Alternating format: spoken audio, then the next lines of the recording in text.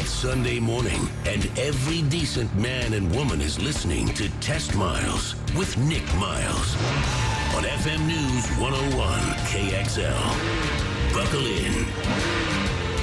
Pal, Sunday morning, time to talk cars the next 60 minutes on your weekly automotive experience. I'm Nick Miles. You're listening to America's automotive radio show, Test Miles, locally created, nationally celebrated.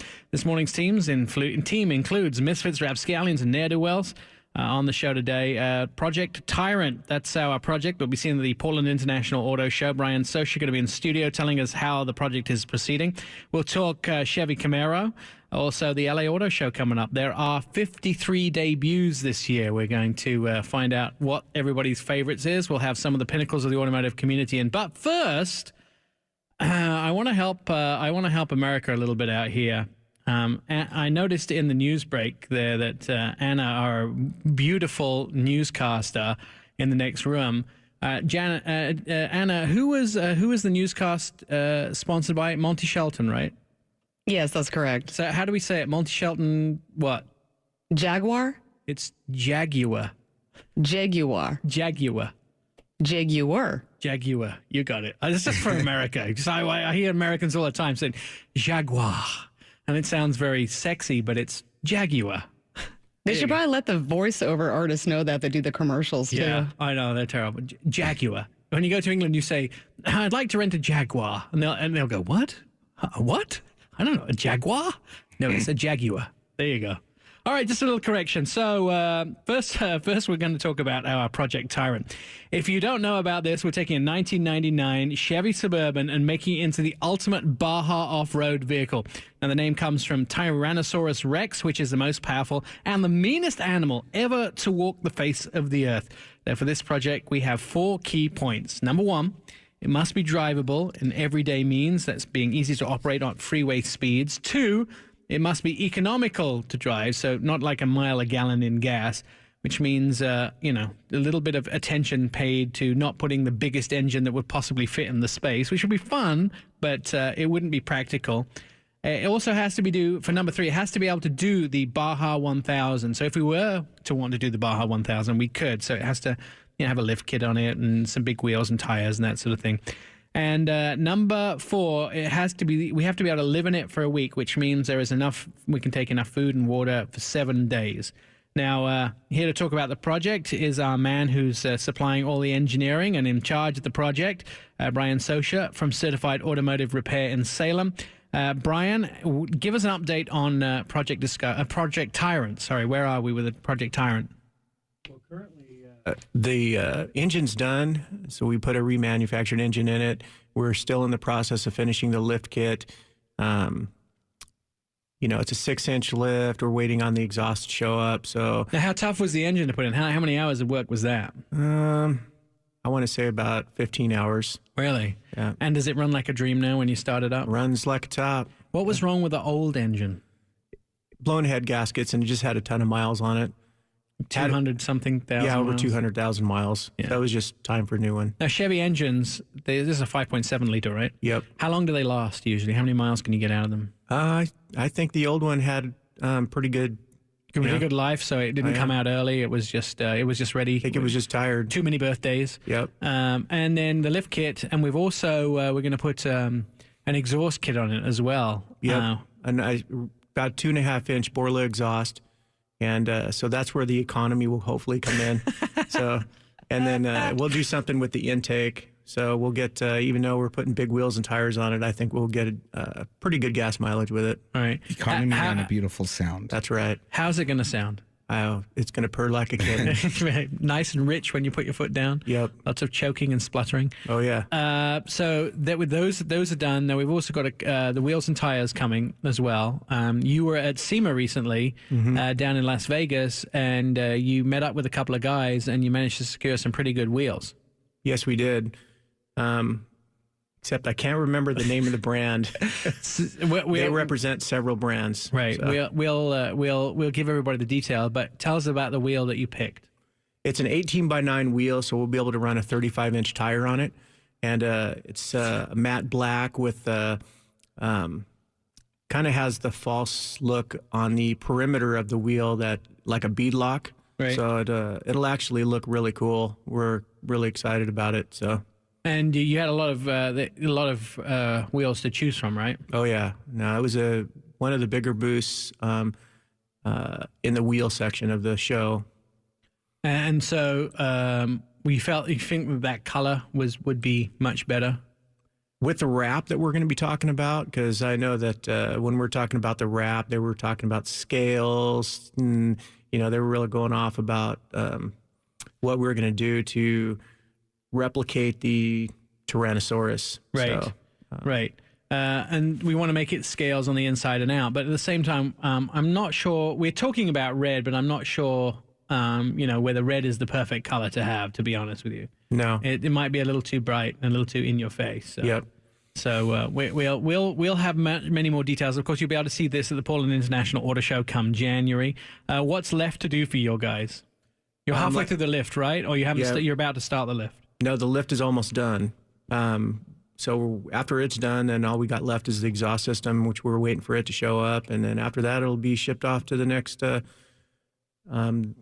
I think the wrap company or the interior guys. Yeah, I think the interior, that we usually try and do the wrap absolutely last, because if you do the wrap sort of part way through, you always have that chance that someone's going to ding something or someone's going to break something. So that's always, kind of crazy. So we're going to do the wrap very last, but Peter at Mobile West is getting the inside. And also, now Andy at Land Industries? Lund Industries. Lund Industries. Right. They've supplied us with some stuff to go on the vehicle. What are they putting on?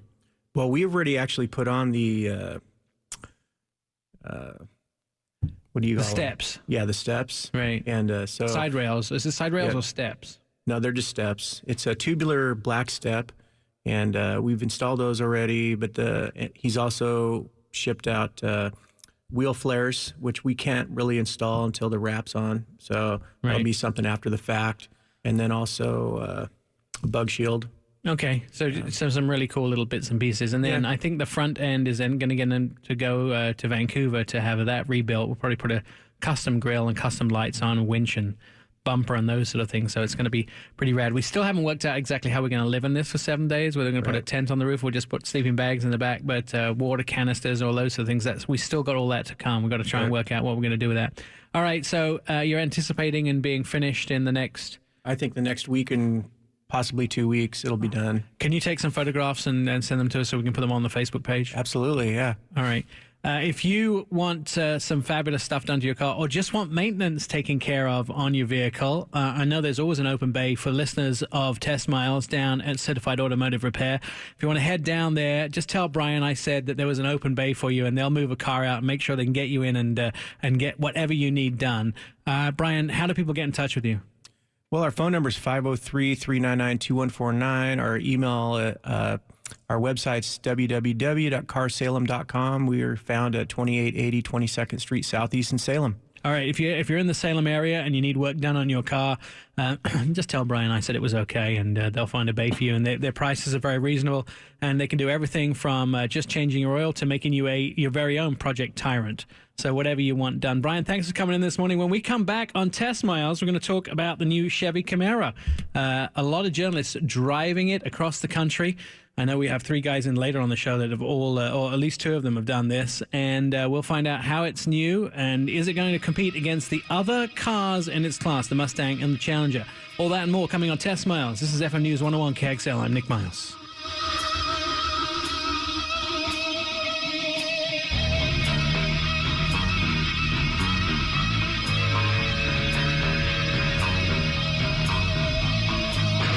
Test Miles on FM News 101.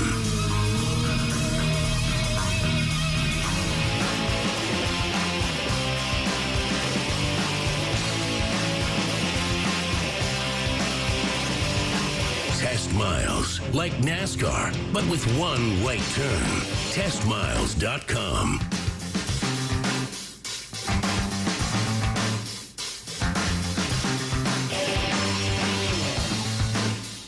Welcome back to Test Miles and FM News 101 KXL, our automotive radio show, live from our studios in downtown Portland. For the latest automotive news, just follow us at Twitter at Test Miles. Here's a fun fact.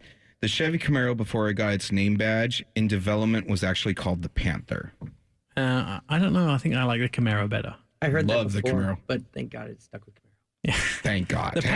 The Panther would have been good for a Jaguar too, I think, but not, you could have had another cat name for that. All right, so the Camaro, let's talk a little bit about this Camaro. It's been with us since September 29th, 1966. The Ford Mustang basically was its competitor, and that's how it was. It basically came around. It took a hiatus in 2002, then returning in 2009 after being debuted in the first Transformers movie in 2007. Fast forward to now, the sixth generation Camaro, and here to talk about the new Camaro is Monty Doran from Chevrolet. Monty, the new Camaro is going back to real fun driving, and you guys took a lot of weight out of it, didn't you? Yes, it was one of the biggest stories for Camaro is that we took 223 pounds out of the car from Camaro SS to SS. If you look at V6, it's 290 pounds lighter, V6 to V6, and it is noticeable in the first 10 feet you drive the car. It's much lighter, it's much more agile, it's much more responsive before, and I think that's going to be the biggest story with the car this year. Now we have three guys in the studio that drove it. John Vincent's here from the Tribune, and Joel Feder is here from Internet Brands. So we all drove it across the country, and we noticed some big. I noticed some big changes in it. Joel, did you notice the lightweight? Yeah, no, I mean, like Monty said, that's definitely the biggest change, and it's, he didn't mention it's the platform. I mean, the platform changed the Alpha from ATS and ATS-V. That's what helped really lightweight it from the beginning, and then all the other little bits too. So it's which leg did you do, Joel? I did Albuquerque, New Mexico to Phoenix, Arizona. And which one did you do, John? I did Raleigh, North Carolina to Orlando, Florida. And for me, it was completed. I did New Orleans to Dallas. But I noticed on I don't know if you guys did the same thing. The whole idea was find new roads, hashtag find new roads from Chevy. We wanted us to go test the car in our own way. Everyone else in my leg went up to Arkansas and went to Little Rock and down to Dallas. I decided to drive through the Gulf Coast, which I think was a whole lot of fun. The other thing I think I noticed so much about the car is that the handling, of course, the lightweight was really changed. But I think at the same time is there's much more room in the cabin. Did you increase the interior dimensions, Monty? Well, what's really interesting is the car is actually smaller than before. It's about 2 inches shorter in overall length. It's about an inch narrower, and it's about an inch shorter in overall height. But the interior is actually a little bit better fitting. Somebody said to me that it's almost like before you were wearing a suit that was maybe a little bit too big and it felt a little uncomfortable, and this one is a little more tailored around you, and it feels a little more intimate. It's a little bit better fitting. And so it actually feels better inside. Now, because of the way I drive, through most of the drive, I wore my helmet, and actually there was enough helmet room at the top of my head, so I could wear the helmet without it touching the roof, which I really liked about that. I'm sorry, you were wearing your helmet driving across the Gulf Coast? To be fair, he wears a helmet 90% of the time, like he's awake. It's a medical thing. No, I felt like I wanted to. I would tell you one of the funnest parts for me is drive. First of all, I don't know what you guys end up driving, but part of this whole thing with Chevy was to pick the keys out of a bag at the beginning, and so you didn't know what you were going to end up with, whereas usually after the presentation we all do a mass rumble outside to pick the car we want to drive. I ended up with a car that everybody wanted, which was the SS in black with the red stripe with the manual, and driving down those freeways into Dallas was absolutely hilarious, watching all these guys in trucks leaning over and taking pictures of it with their cameras. Have you found that you've got a great response from the public when these cars have been touring across America? So you did visit all 48 states. How many photographs do you think ended up on the web from people who just saw the cars? Oh, I tell you, it has been an amazing response from people, particularly from people who know Camaro and love Camaro, right? To have them taking pictures, and, I had somebody leaning out the passenger window of the car to videotape me as I went by. The response from the consumers or from the general public has really been incredible. One of the number one reasons to buy the 5th Gen Camaro was styling, right? There's something about that style that really spoke to a lot of people and helped attract a lot of new people to the Chevrolet brand. And I think the goal with the new Camaro is to do exactly the same thing, to have a really evocative style that is going to attract people's attention and, frankly, get people who maybe had not considered buying a Camaro before to come into the showroom and take a look. When can we see the new Z28? It's funny. That's basically the second question we heard when we showed the new Camaro. Right now, all we've talked about is the Camaro LT and SS. We started shipping V6 and V8 coupes basically last week, so they're arriving at dealerships right now. And then the 2-liter turbo and the convertible will start arriving in showrooms in March of next year. I think Monty meant to say we don't comment on future product. But I did well for not actually saying that. You did very well. I was Monty. trying to catch you out, but your PR guys or your PR trainers would be very happy. You fended off the question for that. Look, let's talk a little bit about the fact that you have a 4-cylinder now. Now, that's sort of the same as Ford. So let's ask the question: is your competition the Mustang or is it the Challenger? Well, what's really interesting to me is it's all of the above, right? It's Mustang, it's Challenger, it's a Subaru BRZ, it's a Nissan 370Z, right? In this kind of, we call it the performance car market. So we divvy it up by cars that are sporty intention, under $50,000. We lump everything in there together. So that's a Miata, and it's a 370Z, and it's a Mustang, and it's a Camaro. And I think what's going to be really exciting with this new car is that all three of those engines are going to appeal to different people, right? If you are a die-hard muscle car fan, you're going to want to go buy a Camaro SS, and your biggest competition is without question a Mustang GT, right? I think for the V6, those are for people who maybe really want something that is really stylish and cool, but not necessarily need 455 horsepower every day, right? So those people are going to be choosing us over, say, Nissan 370Z. But the 2-liter turbo is going to be the most interesting of the bunch. It kind of remains to be seen who buys that car, but I think there's a good chance for the 2-liter turbo to conquest from some other Japanese imports, right? If you're looking at a BRZ or a Camaro, I think that's a pretty good comparison between the two. Monty, I will tell you that I was very impressed with one thing on the car. As soon as I got in, I knew it was there, but the way that frameless mirror looks inside the vehicle was... Like, I didn't expect it to look as good as it did. And the whole interior looks to be very smooth and clean. You've cleaned up a lot of edges on the inside, haven't you? Oh, yes. Well, and part of that is with the 5th-gen car, it was originally designed as a concept car, and the concept was so well received that the mission when we took that car from concept production was change as little as you possibly can, right? And so while it was a dynamite concept car, we found from customers is that they wanted a more usable, more driver-friendly interior. And so we really took that to heart, and the team spent a ton of time on the interior to make it as usable as possible, make it as comfortable as possible, and frankly introduce a higher level of technology than we've ever had in Camaro. Yeah, it looked really good. We all had a great time driving across the country. We found new roads. Monty Doran from Chevy, thanks so much for talking to us about the new Camaro. When we come back on Test Miles, LA Auto Show just around the corner, we have a list of some very cool cars we'll see for the first time there. This is Test Miles, FM News 101 KXL. Good morning, I'm Nick Miles.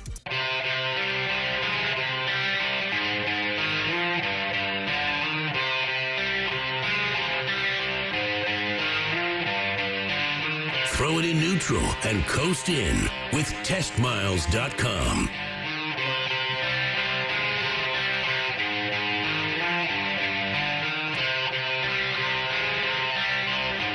To get more car features, all you have to do is go to Coin News, where you can see more of my segments. Wednesday, Thursday, Friday this week will be live from the LA Auto Show.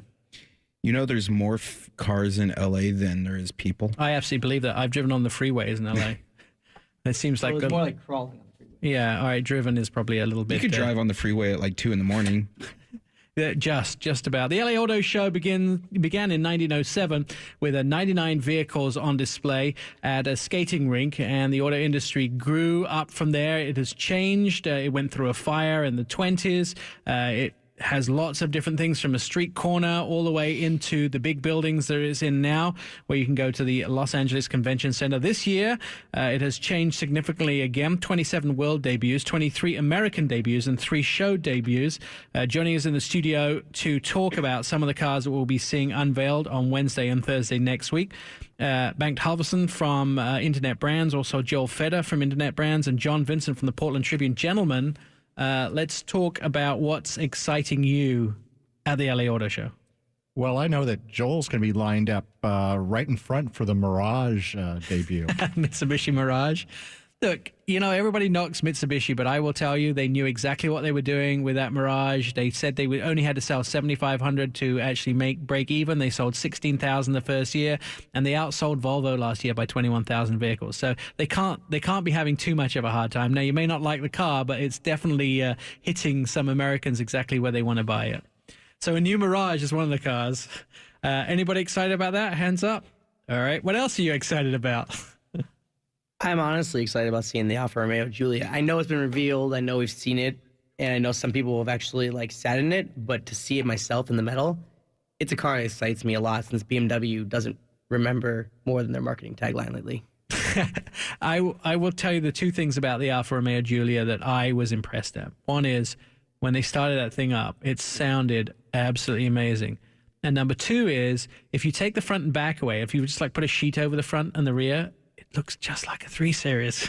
The whole side. The tornado line kind of kicks up more than the BMW. But at a quick glance, it was like you knew exactly what they were thinking. On your eyes. And it's like, oh. Exactly what you were thinking. Bengt, what are you looking forward to? One of the cars that I'm kind of eager to see what it looks like in person and how the proportions pan out is the Evoque convertible. Right.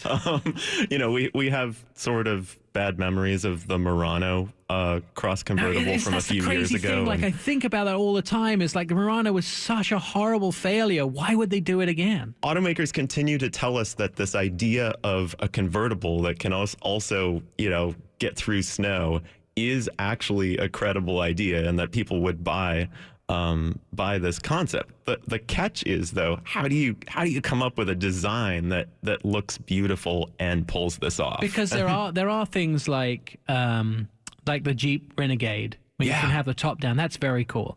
And the old Scouts and things like that, they're really cool vehicles. But it just seems like the Murano was such a horrible looking car. Well, I mean, they've already revealed the Evoque convertible. Right. And frankly, I can't speak for all you, but it looks so much better. Honestly, it doesn't look bad. No, we saw it. Where did we see it? In Detroit last year? What? The Evoque was the concept version of it. Oh, no, that was 2 years ago. Was it 2 years ago? Or something. I remember seeing that, and it didn't look complete. It didn't look terrible. In the photos, the new one, the production version looks good, but we've seen photos and then real cars before, so Let's talk about that, Bengt. You brought up in the break about the embargo idea and the game, how it goes. I mean, all these cars, I can tell you right now, if I go down this list, I would say 90% of these cars I've seen already, or even though they're world debuts. I mean, they're spy shots.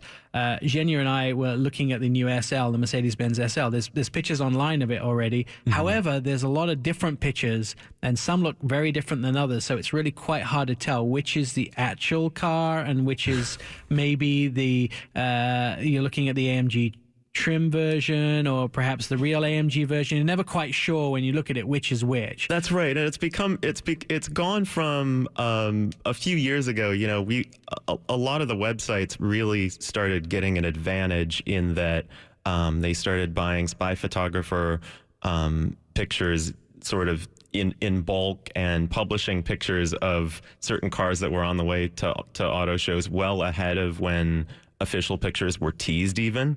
And this year we've noticed many of these vehicles. Some of the vehicles that might be shown might be foreign market vehicles. Some of them might be just sophisticated Photoshop jobs. But in any case, it's become this cat and mouse game where embargoes we sign embargo agreements or agree to embargoes, and we get to see pictures of most of these vehicles that are revealed at the auto shows. and perhaps are privy to more information than we can talk about here during the show, Right. well ahead of the show itself. So it puts us in this awkward situation where we know what's on the way for the auto show. We You can't can't tell say you too much, exactly what, but for example, enough details and teases are out about the show to say that, for instance, we know that a Fiat 124 is on the way. We know that it's based on the Miata. That information has been reported for months and months. You can expect that at the show too. And if you go online, there's pictures on there. There's pictures online of the vehicle. Yeah. And I thought it was Miata the first time I glanced at it. I think a lot of what the manufacturers are doing is getting out in front of the speculation with real fact so that people aren't there just guessing. Isn't half the fun the speculation? I mean, for me, Depends on your version of fun. Well, I get excited about, this. I mean, here's a great piece of speculation. I heard that there was going to be a Giulia convertible, but I asked the question and was told, no, there isn't. Well, I heard Alfa Romeo was coming back to the U.S. 3 years ago. Right. Well, they are back in the U.S. Here, this is what I'm going to do. Before we take a break, I'm going to throw out some of the cars that are expected to be seen at the show. I want to get, you guys give me your opinion on them. So let's talk about this Volkswagen Beetle Dune. What is it? Do we know what it is? Didn't they show that as a concept already? Yeah, They did for years. But they're showing they're bringing out a production version. It's essentially a lifted Beetle. I wonder if it'll have a TDI engine. So here's think of too soon. Think of how iconic the Beetle design is, and all the warm fuzzy feelings that people have about Beetles, and then pair that with, say, Subaru Outback ability. I think that if they do this right, it's going to finally punch the Beetle up in sales to where it should be. Well, they have a ride and drive scheduled of this vehicle, so it's definitely coming. Honestly, a Beetle lifted with some body cladding, I don't understand how that's a bad thing. No, seriously. I'm Look at the expecting XP to be Crosstrek. exciting. It's their highest seller for Subaru almost. Let's talk about the LaCrosse from Buick. Complete silence. Well, hang on. We saw a We teaser. are hoping that this has a lot of the cues from the Avenir concept from last year. So it's obviously embargoed, like a lot of these things. Right. So we can't talk about much. Obviously, we've seen 2 teasers this week, and the front end's been revealed, or at least part of the front end. And so we can confirm now that it has the Avenir grille with the horizontal line and the waterfall grille pushed back. That wasn't a teaser photo. That made the Avenir look really good in the front end. So we can only hope that's the new face of Buick, right? Right. Looks like they're heading that direction. The Forte and the Forte 5. I don't think we've even seen teasers. They're big cars for them because they have the new factory in Mexico, and I understand that they just signed off on an STI competitor. So I don't think that's we've big seen news. actual teasers for that car, though. Nope, but it's critically important. They're building a factory around it. Right. Banked, have you seen it yet? I haven't seen it, and it's also rumored that the Elantra is going to come to LA. The Elantra and the Forte are very closely related, and we're not. My prediction is that you are not going to see full actual debuts for both of those production models at LA because the parent company is really sensitive about related vehicles making simultaneous debuts. So that's a prediction. Is we've seen the Elantra rumored, we've seen the Forte rumored. It's going to be one or the other. Really? That's Maybe super one interesting. of them will just be officially in concept. We'll see.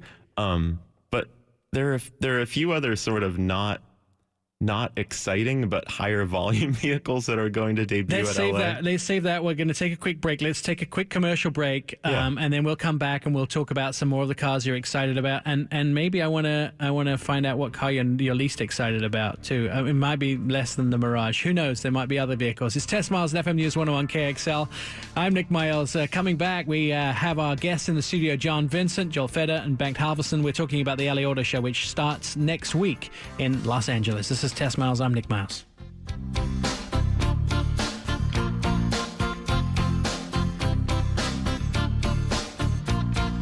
Favorite us, tweet us, friend us, love us, all at testmiles.com.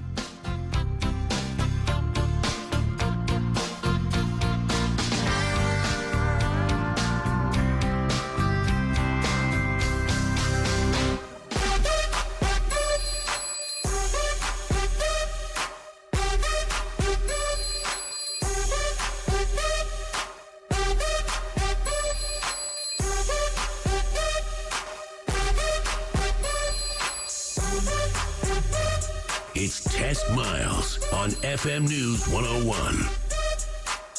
Live from our studios downtown Portland, Sunday morning. This is America's Car Radio Show. If you'd like to be part of the Car Nation, for more fun facts about cars, just go to our Test Miles website, testmiles.com. Here's a fun fact. Matchbox Toys was established in 1952 when founder Jack Odell's daughter needed a toy to bring to school that was small enough to fit in a matchbox. Ooh, now now I know why I bought all those little cars when I was a kid, because they were small enough to fit in my pockets. We have Joel Feder, Bengt Halverson, and John Vincent here in the studio. We're talking about the LA Auto Show and some of the cars. Before I so rudely interrupted you, Bengt, you were talking about some of the reveals. I was just mentioning, LA Show has been known in previous years for being the debut location for a lot of flashy cars and luxury cars. Convertibles. And convertibles. And this year you look at the list and there are lots of kind of higher volume, affordable vehicles at the LA Show. So it's a bit of a departure. And I think it's mainly just because of the cadence at which these cars were supposed to come out. Let's talk about that. I mean, there's an interesting thing. So we are going to be close to 17.4 million cars sold in the United States this year. At least we're on target for. Automakers, I have never had the busiest fall as I had this year. I mean, I was turning down foreign trips left to right because I just couldn't go on all the launches to see all the new cars. There are a lot of new cars this year. Is that because everybody's trying to cram them in before the end of the year because they're trying to look for some of that 17.4 million? Well, I don't have a good answer to that, but I think that with every expansion of the auto market, what we see more than anything else are variants and versions, and we see more powertrain variants, and we see more body variants, and then as the economy contracts for the auto market, models that aren't selling well, niche models get discontinued. Things like the Acura ZDX, vehicles that just aren't selling well. I think I was the only person in the world that liked that car, by the way. It was hard to get in and out the back, but I was the... And short. And so what we're seeing, even for mass market vehicles, is a lot of variance. So one of the things we're going to see at the LA Show is Honda Civic Coupe. Right. And that's not a small volume car. When you're saying variants, a Range Rover Evoque is a variant that will be a small volume. Mm-hmm. The Honda Civic Coupe is an integral high volume variant. Yep. So let's ask you about some of the cars on the list. What about this? There's only one concept here that I see, and that's this list is a concept. That's the Volvo 26. Do we know anything about that vehicle? No. And this may be what their new S40 or S60 is going to look like sometime in the future. Mercedes seem to have a lot of reveals this year. They have the GLS that I know that some people are driving this week in Austria. They also have the SL as well. The GLS is the reincarnation of the GL with their new naming structure. Right. But there also seems to be a lot of high-end cars as well. When you look at Porsche, have 4 reveals of cars. Well, when you say reveals, those are either North American reveals or they're the world debuts they're listing as the 911 Targa 4 or the 4S. They're just variants of the already facelifted car. But it's a facelift, but it's a car that technically hasn't been seen before, right? Yeah.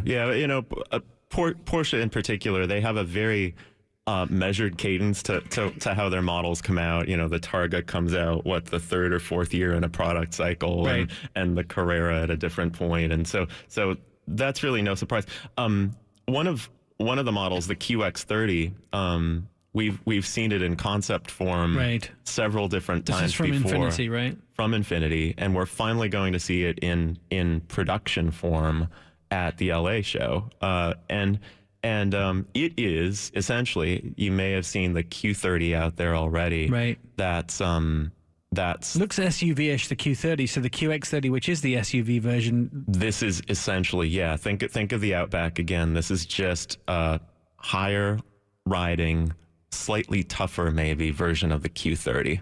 Right. But it should. I think the Q30s might be an interesting car for them. It might be a very good seller. The one car I'm really anticipating is the MKZ from Lincoln, because it's time for them to have a really good looking car. And I'm hoping that this new MKZ, the pictures I saw of it last year look great. I'm hoping it's going to look something like that. Yeah, I'm sure it's going to set the world on fire. What are you looking forward to, John? Anything of the show? Mazda CX-9. It's been a long time since we've seen a new CX-9, and it's time. So they should have a third row SUV. And of course, Mazda are doing pretty well right now. Their Mazda 6 was listed as one of the cars that's really starting to make gains in that midsize sedan. So they have some good sales going on. LA Auto Show press days Wednesday, Thursday next week.